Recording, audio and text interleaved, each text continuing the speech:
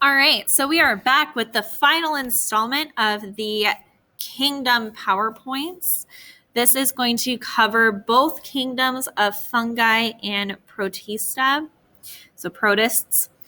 So first we're going to go over the bell ringer that goes with the last PowerPoint that we went over, day 3's PowerPoint. So a scientist has recently discovered a new organism. The organism has a cell wall, chloroplast, and is multicellular. To which kingdom would this organism belong? Animalia, Plantae, Archaea, or Eubacteria? So it's multicellular, so that immediately gets rid of C and D, okay? Because multicellular organisms are not bacteria. They're unicellular, one single cell. Okay, now we're down to Animalia or Plantae.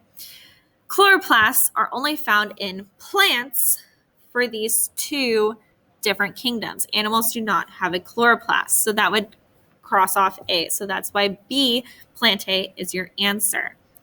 The most advanced division in Kingdom Plantae is the angiosperm. What is unique about angiosperms? Do they lack vascular tissue?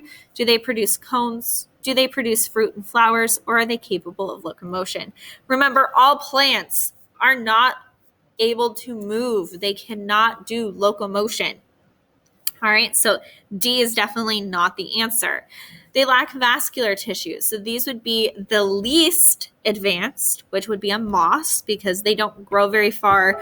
They're very, very simple. Then you're left with the last two. They produce cones or they produce fruit and flowers. So cones would be like your Christmas tree, a pine tree, which pine cones come from. And this would be a gymnosperm. So that's not an angiosperm. So that would leave you with they produce fruits and flowers. Angiosperms are the most advanced. Okay. So now we are on the kingdom fungi. So fungi are eukaryotic. Remember, we are still in the domain eukarya. So they are all eukaryotic. Fungi are multicellular. For the most part, there's one exception. Now, they are heterotrophic, which means they must consume other organisms or other things to eat. And they have a cell wall that has chitin in it, okay? So unlike plants that had cellulose, these ones have chitin. All right, so again, they're eukaryotic, mostly are multicellular. However, yeast is a unicellular fungus. Yeast is found in pretty much any bread product, all right? Structures are the cell wall, again, has chitin, not cellulose. Remember, cellulose is in plants only. They are heterotrophs, but some are decomposers, which means they're going to break down dead things.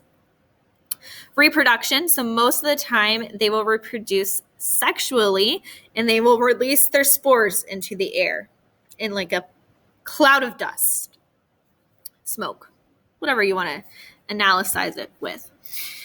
So, and then some can do it asexually by budding. This means that a new organism is going to come out of part of its body parts and then it'll drop off and then there's a new organism.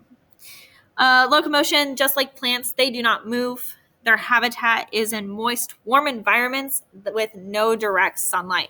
So you'll find these under logs. You'll find these like under different things in the dark is where you'll find a fungus. All right. So again, decomposers, they're going to break down dead or decaying organisms. You'll find them at the bottom of a forest, okay, where there's lots of down tree branches, down trees, lots of decaying leaves. Okay, so this is where you're going to find decomposers. Spores everywhere. Again, they come up in a poof of smoke. All right, that is a spore cloud. All right, now again, budding, part of it's going to bud off of each other. This is how yeast asexually reproduces.